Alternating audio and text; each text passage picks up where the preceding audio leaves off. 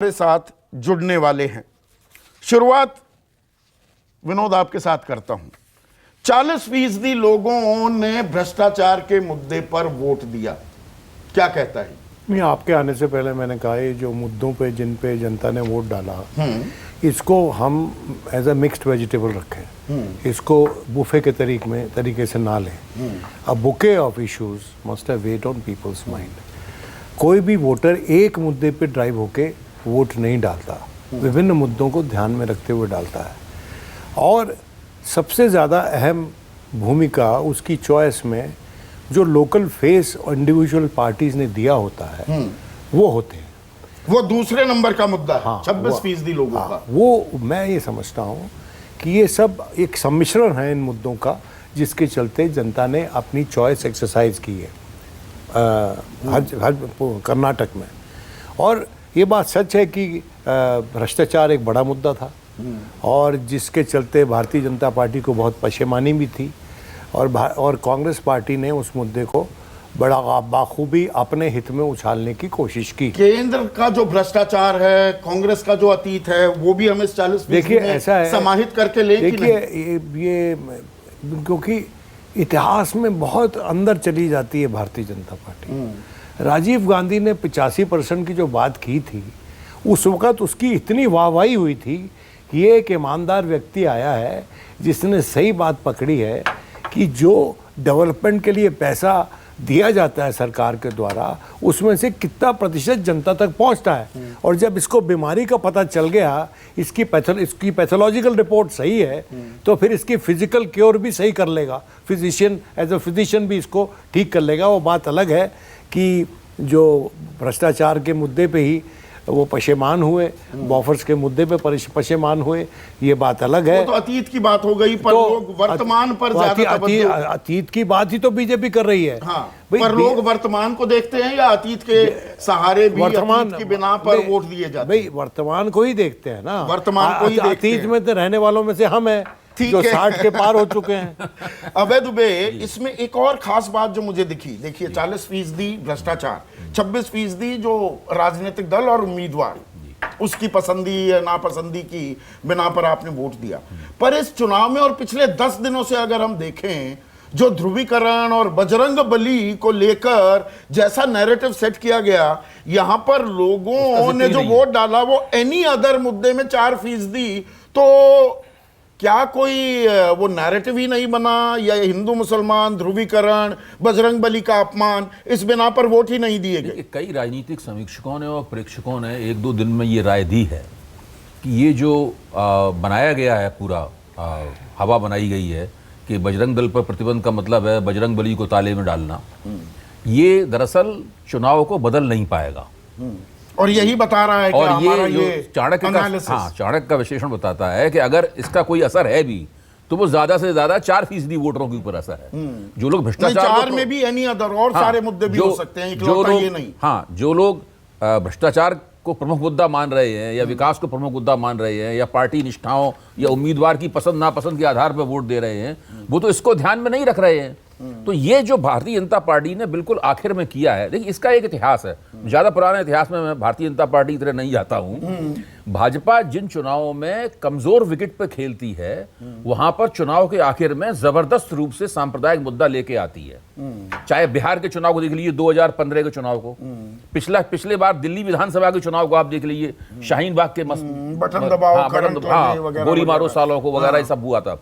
और वहां पर वो कामयाब भी नहीं होती। ऐसे में इन चुनावों का नतीजा ये निकला है कि वो कहीं इस तरह की जब करती है, कांच की हांडी भी साबित हो जाती है। हाँ, ये कामयाब नहीं होती है उसमें। और इसमें अब थोड़ा जल्दी क्योंकि हमारे पास आंकड़े बहुत आने वाले हैं, और सुकेश, जिन आंकड़ों पर आप नजर भी गड़ा रहे थे, अब समुदाय की बात आती है। देखिए 40% करप्शन की बिना पर वोट दिया, और बजरंग बली के नाम पर वोट तो नहीं गिरे हैं जो हमारा आकलन कह रहा है, तो ये डिसएडवांटेज बीजेपी दिखाई देता है।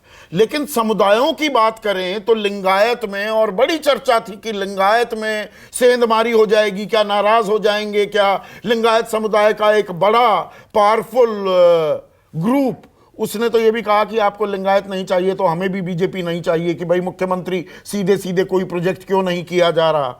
68% लिंगायत अभी भी सॉलिडली बीजेपी के साथ खड़े दिखाई दे रहे हैं और अनुसूचित जनजाति और पिछड़ा वर्ग भी ज्यादा बीजेपी की तरफ झुकाव दिखा रहा है। नहीं, मैं इन्हीं आंकड़ों की तरफ देख रहा था। बीजेपी सिर्फ 68% लिंगायत नहीं, आप वोकालिगा में भी देखें तो डीके शिव कुमार को बहुत बड़े लेवल पे कांग्रेस ने प्रोजेक्ट किया था, वो तब भी 30% वोट ही दिला पाए हैं। कुरबा लीडरशिप के तौर पे सिद्धारमैया थे, लेकिन वो बीजेपी के आसपास ही है। तो बीजेपी इन आंकड़ों के हिसाब से बहुत खराब परफॉर्म नहीं कर रही है। मैं जो आंकड़े देख रहा था संदीप, उसमें जो मुझे सबसे ज्यादा चौंकाने वाली चीज लगती है और जिसकी तरफ मैं बार बार इशारा कर रहा था कि क्या इन चुनावों में जो पिछले 20-25 सालों से एक स्टेट में रेलेवेंस बना के रखा है जेडीएस ने, क्या वो रेलेवेंस खत्म होने वाला है? मैं देख रहा हूं कि लिंगायत में 7%, वोकालिगा को अगर छोड़ दें 41% और मुस्लिम में 17% मात्र।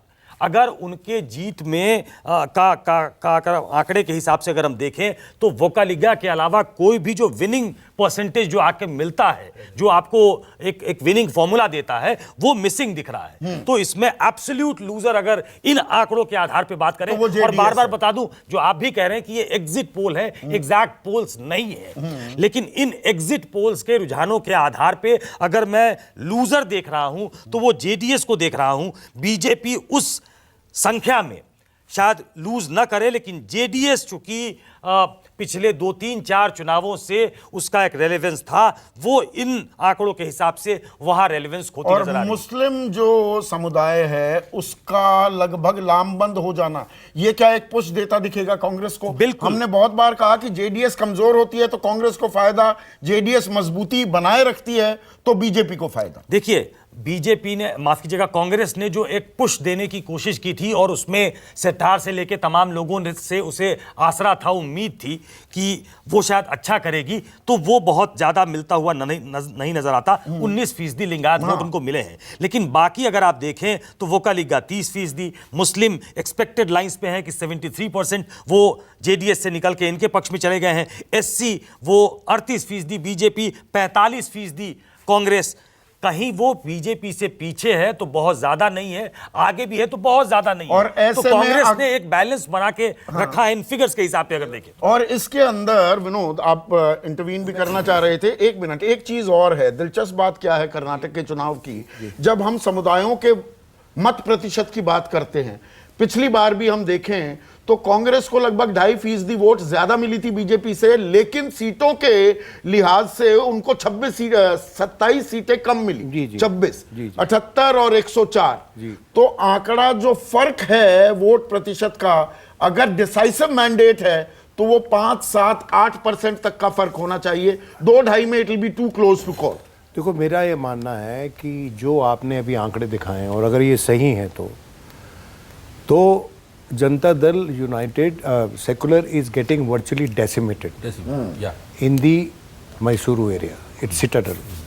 उसका मुख्य कारण है कि 70% से ज़्यादा मुसलमान कांग्रेस की तरफ लामबंद हुए। 73। इसके लिए थैंक यू बीजेपी को करना चाहिए, कांग्रेस पार्टी को, जो उन्होंने बजरंग बली का मुद्दा उठाया, जो इस बात के जवाब में था कि कांग्रेस पार्टी अंकुश लगाएगी बजरंग बली पे, बजरंग दल पे, और जो दूसरी पार्टी है SDPI, people's front of India पे। तो उसके चलते मैं समझता हूँ कि एक बड़ा ब्लो बैक हुआ, जिसके चलते मुसलमान भारी स्तर पर कांग्रेस के पक्ष में चला, और उसमें भारतीय जनता पार्टी को नुकसान नहीं हुआ। लेकिन जिस पार्टी पे आस थी भारतीय जनता पार्टी की कि ये बैलेंस बिगाड़ सकती है पार्टी, जैसा कि माजी में उसने बिगाड़ा जेडीएस, वो मुझे लगता है कि बहुत ही निरीह स्थिति में आ सकती है अगर ये आंकड़े सही हैं तो। बिल्कुल, मेरे पिछली बार उनकी जो सीटें थी वो 36 थी, अगर मेरे पास, मैं सही याद कर रहा हूँ, 37। इस बार अपेक्षा की जाती थी वहां पर जमीन पे कि वो 30 से कम पाएंगे, ये सिद्धारमैया ने मुझे बताया। और जब मैंने देवेगौड़ा से बात की तो उसने आउट ऑफ द वे जाके ये क्लेम किया कि जो 4% मुस्लिम कोटा रिजर्वेशन तो मैं लेके आया था। सच्चाई ये थी कि वो वो लेके आए थे मोइली साहब, मोइली साहब, और उनकी सरकार गिर गई थी तो इन्होंने सिर्फ नोटिफिकेशन इशू किया था, लेकिन वो उसको क्लेम करने की कोशिश कर रहे थे इसलिए कि उनकी जो सपोर्ट मुस्लिम समाज में है वो सैल्वेज हो जाए। लेकिन इन आंकड़ों के हिसाब से लगता है वो सफल नहीं हो पाई है सैल्वेज। मेरे साथ विजय ग्रोवर बेंगलुरु में ही हैं, वहां से ही पत्रकारिता करते हैं। हम सबसे बेहतर कन्नडिगा नब्ज को समझते हैं, टटोलते आए हैं। विजय